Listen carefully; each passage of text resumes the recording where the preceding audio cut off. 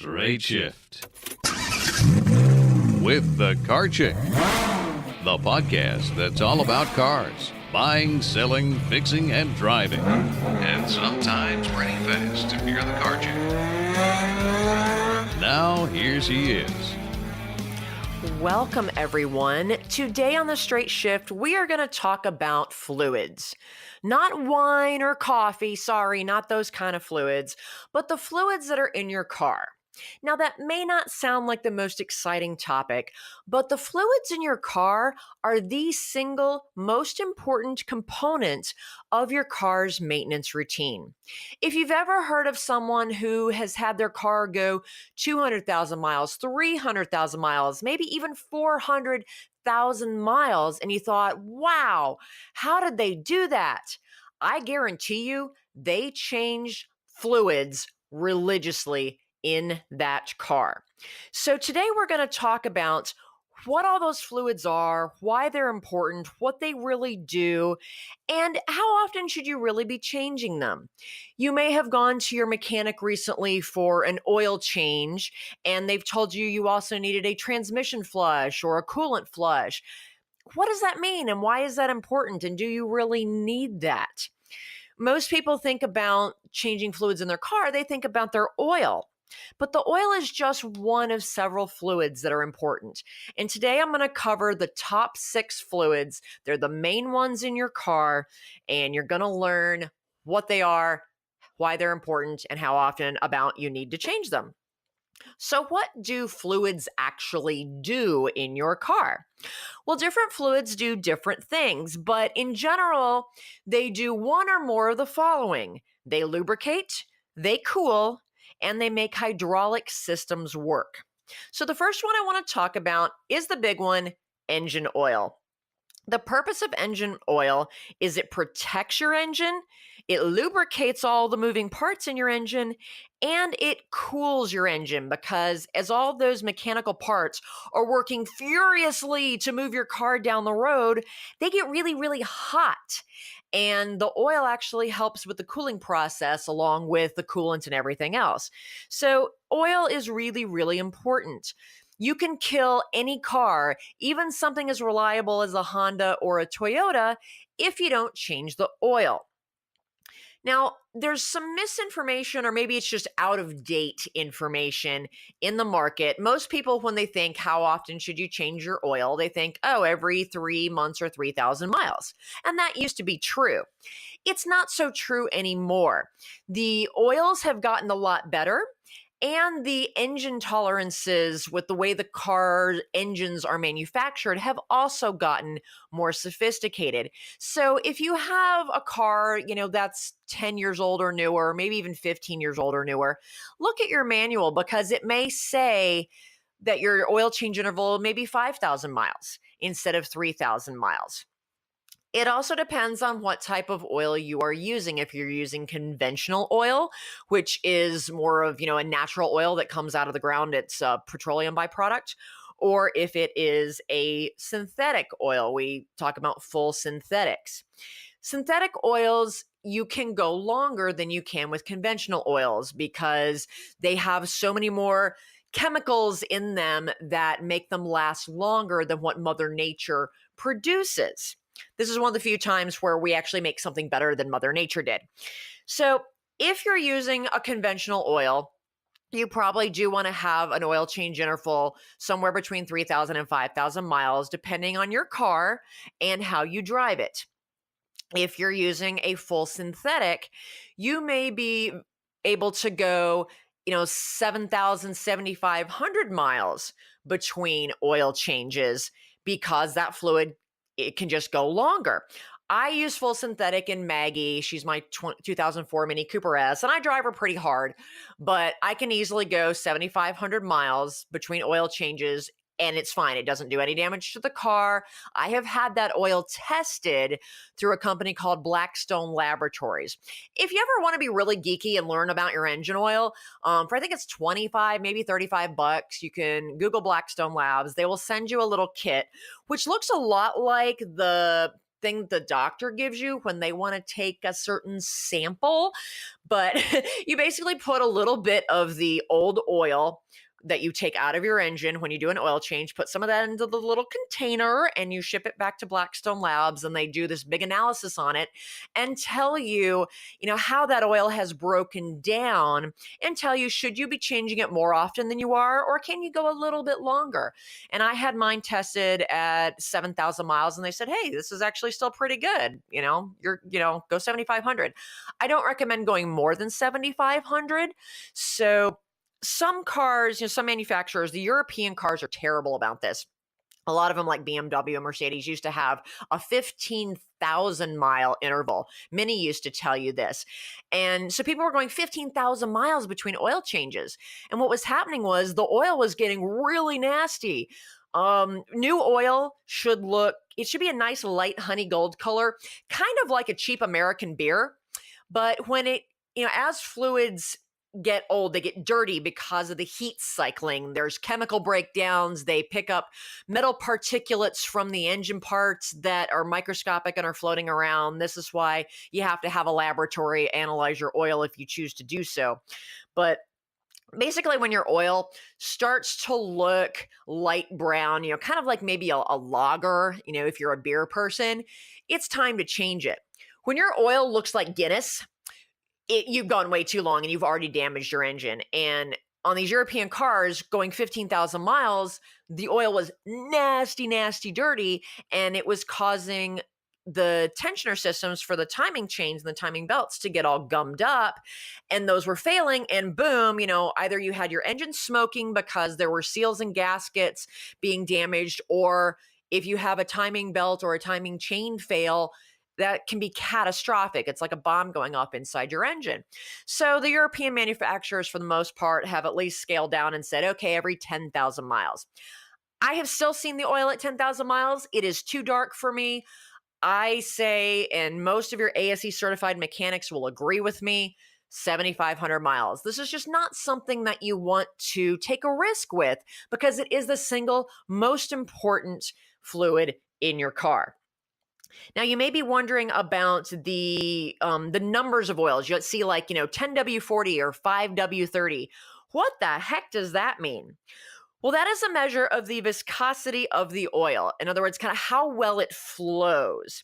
The lower the number, the thinner that oil will be at 100 degrees Celsius. Now, the W in there, that actually stands for winter. It doesn't stand for weight or anything fancy. It stands for winter. And so it refers to the number right before the W, like 5W. That refers to how well that oil is going to work when it's really cold out and you're starting the engine cold in freezing temperatures. So the lower that number before the W, the better that oil is going to work in cold winter temperatures when you start up your car, meaning you're not going to have to let your car sit there and warm up for 15 minutes before you safely drive it. So make sure you know what the right type of oil is for your car, because a lot of the quick lube places, if you just kind of go to wherever for your oil change, they're going to use whatever oil they have in bulk because it's the cheapest. But it may not be the right oil for your car. So number one, make sure the shop is putting the right oil in your car, because let me tell you how many times I have seen shops put the wrong oil in a car simply because they were being cheap and lazy. So know what the right oil is for your car and make sure the shop is putting the right stuff in there. That's how you're going to maximize the life of that engine and maximize its performance as well. Cars are designed to work with certain types of oils. Engineers spend lots of time and money figuring this stuff out, so don't argue with them. So again, don't go more than 7,500 miles between oil changes with a full synthetic. If you're still using conventional, ask your mechanic if you can switch to a synthetic, because you can go longer and it takes up less of your time taking your car in for oil changes, and it puts less waste oil back into the environment because you're changing it in the filter less often. So I'm a big fan of full synthetic oils. The second oil that is really important is your transmission fluid. Now, this is for cars with automatic transmissions. Those of us that drive cars with the proper number of pedals, which is 3, meaning it's a manual transmission and we have a clutch, that uses a different fluid. That's an oil, and it does have to be changed, just not as often. But most people are driving automatics these days. And so automatic transmission fluid is extremely important. This cools and lubricates your transmission. And there's also, it serves as a hydraulic coupling between the engine and the transmission. So, that means if the fluid is low or it's nasty, it's going to start causing damage to your transmission. Things aren't going to work properly. If you've ever had a car that starts shifting really rough, or maybe it won't go into a certain gear, that's what we call the transmission is slipping. That usually means that you haven't maintained the fluid and it's starting to cause damage to the internal transmission parts. This is a really expensive repair. It is much cheaper to just change your transmission fluid often enough to keep it nice and fresh and keep that transmission happy. Now, how often should you change automatic transmission fluid? It really depends on how you drive and also your vehicle. On some vehicles, some of the Fords, any mechanic who has worked on Volkswagens will tell you 30,000 miles, change it at 30,000 miles, because it's just not as good. Some manufacturers, and I'm going to call out Volkswagen here, they have in the past said, oh, you never have to change the transmission fluid. It's a lifetime fluid. The lifetime of what? A grasshopper? There's no such thing as a lifetime fluid. And I have verified that with multiple master certified technicians and automotive engineers. There is no such thing as a lifetime fluid. Nothing lasts forever. So typically, most transmissions, automatic transmissions, you should change your fluid anywhere from 30,000, up to 50 or 60,000, depending on the car and depending on how you drive. This is something that your mechanic should be checking at every oil change to keep an eye on that fluid. Automatic transmission fluid is a pretty kind of, reddish pink color when it's new, and it starts to get more and more brown as it gets older. So that's when it starts to get brown, it's time to change it. Now, if you have one of these newer, what's called a CVT or continuously variable transmissions, that's kind of a whole new animal. They were originally designed to be an enclosed system, meaning you don't even get a dipstick to check it. It was designed to never be changed originally, but then they started having problems with these transmissions. So I'm seeing the manufacturers change their tune on that and say, yeah, you do need to change it, and it's making it into some manuals. But if you have one of these transmissions, definitely check your owner's manual and call your service department at the dealership and say, hey, how often should I really be changing this? Because there is no such thing as a lifetime fluid. And my kind of generic rule for, if you have to throw out a number out there, around 40,000 miles is a good time to change most transmission fluids. So again, check your owner's manual, but transmission fluid, very important. The next fluid I want to talk about is your engine coolant. This is the stuff that goes through your radiator, and it moves the extreme heat temperatures, the extremes that are build up in your engine while it's moving. It moves everything. It circles through the radiator where it cools off and circles back. So this is the biggest thing that helps cool your engine. And if you've ever had your engine overheat, it's probably because you had a leak and you were, your water pump was leaking and you were low on that coolant and it caused your engine to overheat. We even had a Honda that we started losing coolant on the racetrack and ended up finishing the race with no coolant in the car whatsoever. And it was a miracle the thing didn't blow up. So coolant is really important. And you may also hear it referred to as antifreeze. People up north tend to call it antifreeze because they think about it in the winter. It does, because it's a mixture of antifreeze and water. That's because in warmer temperatures, you can run pure water through it. You don't have to run the antifreeze component. And on the racetrack, we have to run just water. But up north, you can't run just water through that system because it will freeze. So you have to put the chemical stuff in it to keep it from freezing, and that's the antifreeze or coolant. Usually a 50-50 mixture is what is going into most cars and should go into most cars. And that antifreeze component, the chemicals, that's the stuff that's really dangerous. So, you've heard them warn about if you have a leak and it drips onto your garage floor and your dog licks it up, it can kill them. And it has a sweet smell, which can attract pets and children.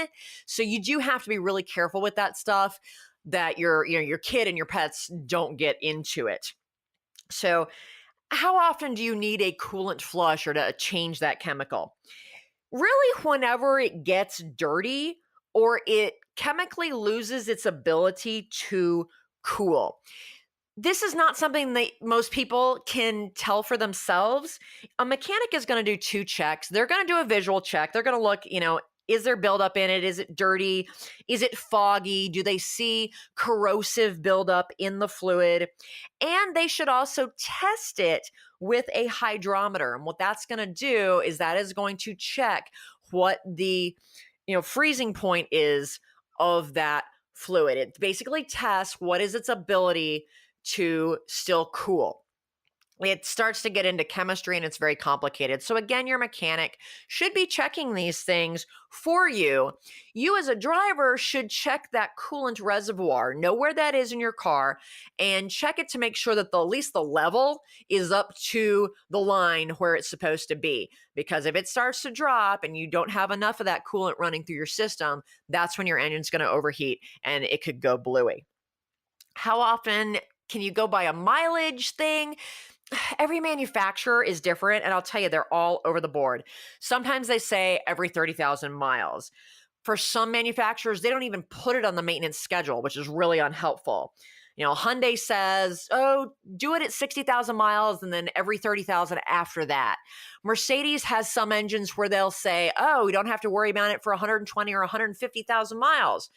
I think that's probably a little bit long. So again, something your mechanic should be checking starting at 30,000 miles, and just keep checking every time you get your oil changed so that they stay on top of that for you. You should just make sure that you check the levels every now and then to make sure that you're not running low, meaning that there's a leak somewhere in that system, often the water pump.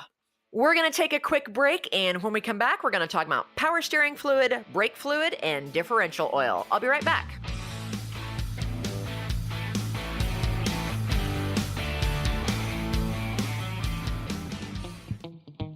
Do you hate car shopping? Do you worry about being taken advantage of, or about finding the right car at a fair price? Buying a car can be a frustrating and time-consuming experience. But what if you could get a great deal without having to do a ton of research, without having to haggle, and without the fear of buying a lemon? You can. As your personal car shopper, the Car Chick will help you pick the perfect car based on your unique lifestyle, budget, and personality. She'll handle all of the legwork and negotiating for you. All you have to do is sign the papers and take the keys. It's that easy.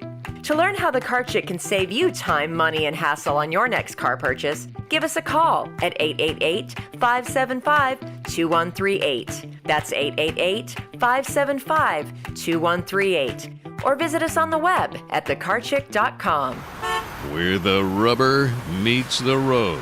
Nice to meet you. Love your asphalt. Hey, nice treads. It's Straight Shift with the Car Chick. And we're back talking about all the fluids that are in your car, what they do, and why it's so important to keep them changed at the proper intervals so that your car lasts as long as it possibly can. If you want your car to go 200, 300, 400,000 miles, the first thing you need to do is stay on top of these fluids and make sure you're changing them religiously. Now, we've talked about engine oil, transmission fluid, and engine coolant. Now we're going to talk about power steering fluid. Most cars that have power steering, it's a hydraulic system. And so the power steering fluid makes the hydraulic pump and cylinder work. They assist the driver in turning the car. If you have ever driven a car that does not have power steering, one, you probably have built up some serious upper body strength, but you know how difficult It is. And if you've never had the experience of driving a car without power steering, you've been spoiled and always had power steering, it would be a really rude awakening if your power steering suddenly went out. We do not have power steering on the race car, which on the racetrack is fine driving it at slow speeds in the paddock.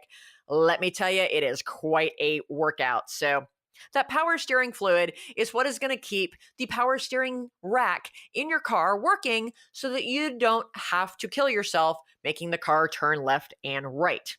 Power steering fluid is usually red. It's very similar to, and sometimes on some cars, it's actually completely interchangeable with automatic transmission fluid. Some cars actually use the same fluid for both. But if you have a leak in that system, and you're losing fluid, or the fluid is nasty dirty because you've never changed it, that can cause damage to the power steering pump. And when that pump starts to fail, the first thing you'll hear is a whine. You go to make a left-hand turn and you might hear this whining sound like the car is complaining about turning. That's the power steering pump most likely complaining that something is wrong and it's starting to get damaged if it's not already good and damaged. So then, next up, if you actually feel, I've had power steering literally go out on me in the middle of a turn. Now that was due to an electrical problem, not the power steering system itself. But that's really dangerous because you're sitting there, and you're accelerating through a turn, in the middle of a turn signal at a, green turn arrow at a red light, stoplight.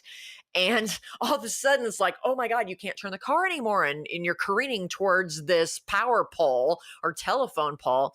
That's really scary and really dangerous. So make sure that you are maintaining the power steering fluid in your car, because if it does fail and you have to replace the power steering pump and even the power steering rack, the mechanical rack in the car, that isn't cheap. That's going to be at least $1,500, if not more. So power steering fluid, it does vary by vehicle and manufacturer, how often they say to change it. And it can be anywhere from 30,000 miles up to 100,000 miles. So again, this is a fluid that you want your mechanic to be checking. And when it starts to get dirty, boom, you change it. It's just not something you want to mess with. The next fluid I want to talk about is brake fluid. This fluid is kind of unique. On one hand, it's extremely flammable, which, can be entertaining, but also dangerous. But it's also one of the few fluids in your car that is what is called hygroscopic, and that's hygro with a G.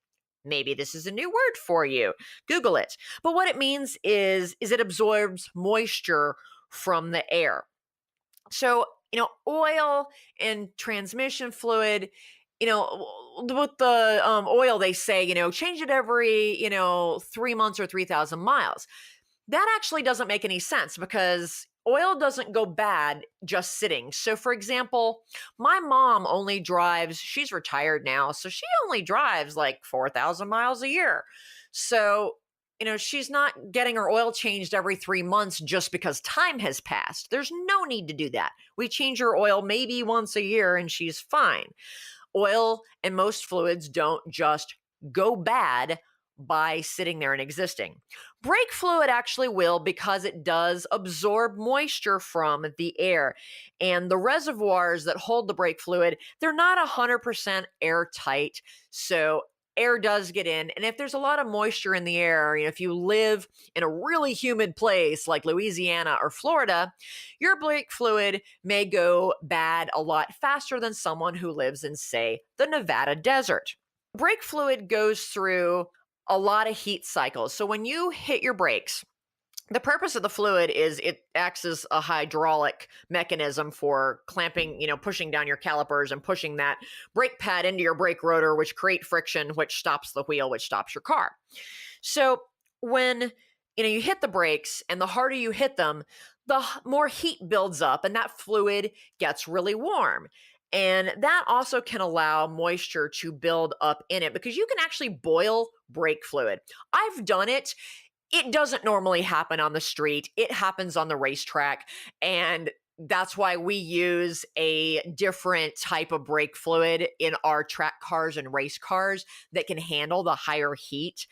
But it's not a lot of fun when it happens. If your brake fluid is bad, or if you have, a lot of moisture buildup in there, or if you've got air in your brake lines along with that fluid, what happens is your brake pedal starts to feel squishy, and you push that pedal and it's like pressing on a wet sponge, and it goes all the way down to the floor, and the car doesn't stop. That is not fun to have happen anywhere, whether you are on the street coming up to a stoplight or you're on the racetrack at 140 miles an hour coming into a turn. So maintaining your brake fluid is really important. You really should have them change the fluid anytime you have to get new brakes. Part of that brake job should be changing and putting fresh fluid in your car. Now, there are a lot of shops that I have seen be really freaking lazy about this, and they don't bother to change the fluid, either because the mechanic forgot or more likely was simply too lazy and was just trying to get it all done fast and didn't care.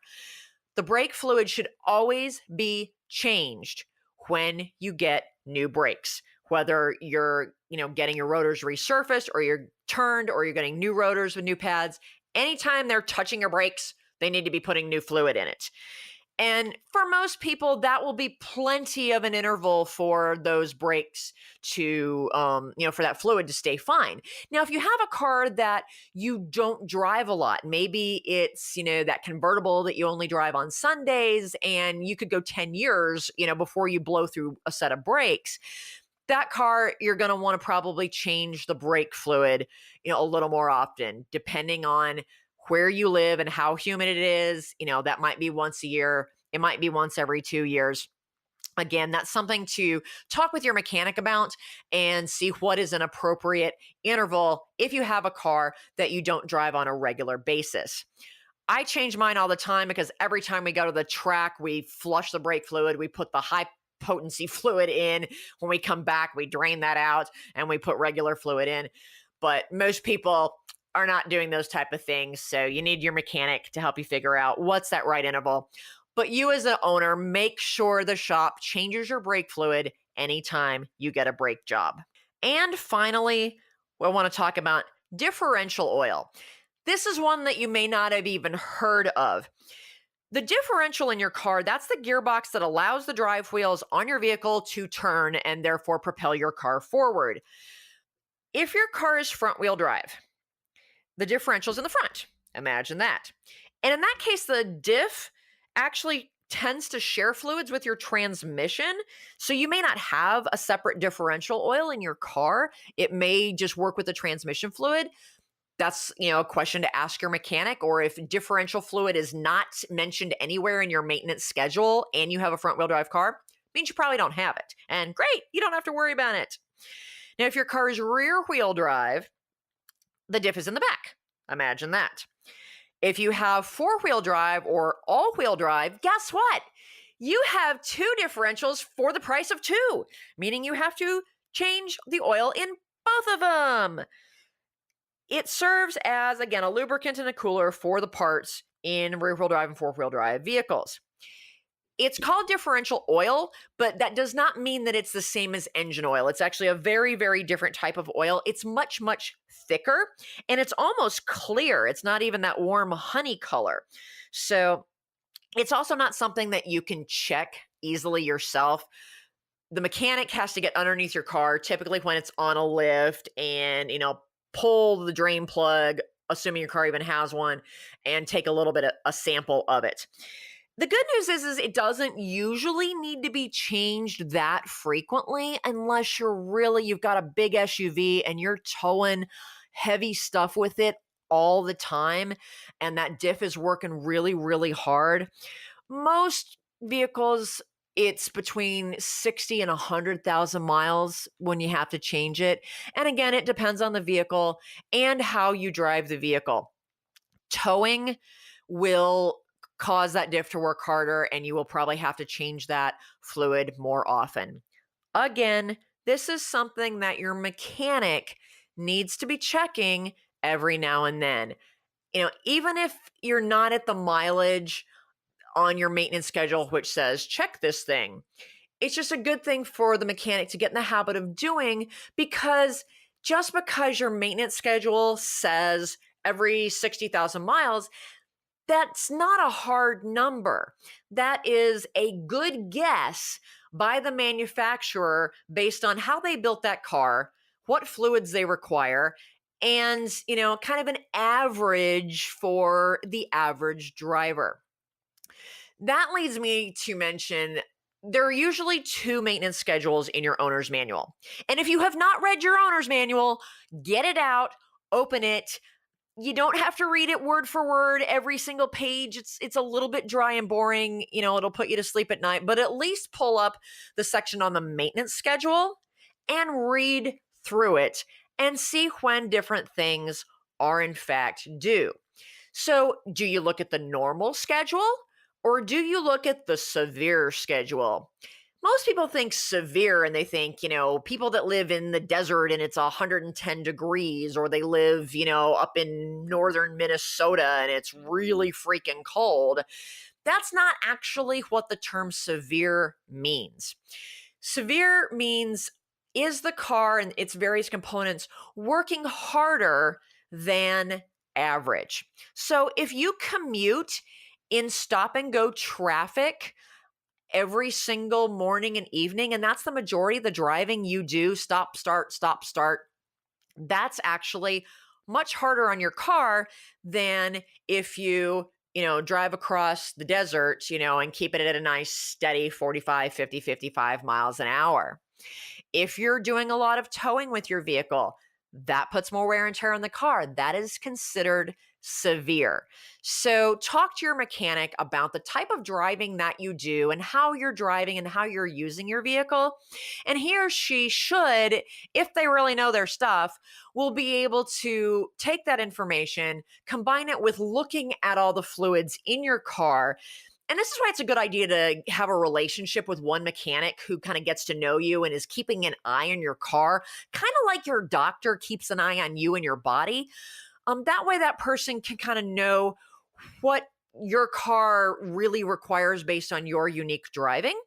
And that will help them tailor the maintenance to, number one, maximize the life of your car, while also maximizing the efficiency of the money that you're spending. Because if the schedule says change this fluid at 60,000 miles, but your mechanic looks at that fluid and it's like, wow, that fluid still looks brand new, we really don't need to change it, then you might be able to go a little bit longer. It really depends on how you drive. So get a good relationship with a good mechanic and keep on top of these fluids. That is the key to making your car last a long time and have it start and run and get you to where you're going every day safely and efficiently. I know we've gone a little bit over the normal 30 minutes, but this was really important information to get out to you guys. I hope it was helpful. Drive safely and take care of those cars. I'm out of here. The Straight Shift Podcast is copyright Leanne Shattuck, The Car Chick, 2017. All views expressed by guest and or co-hosts are those of the guest and or co-hosts, and not necessarily those of Leanne Shattuck or The Car Chick.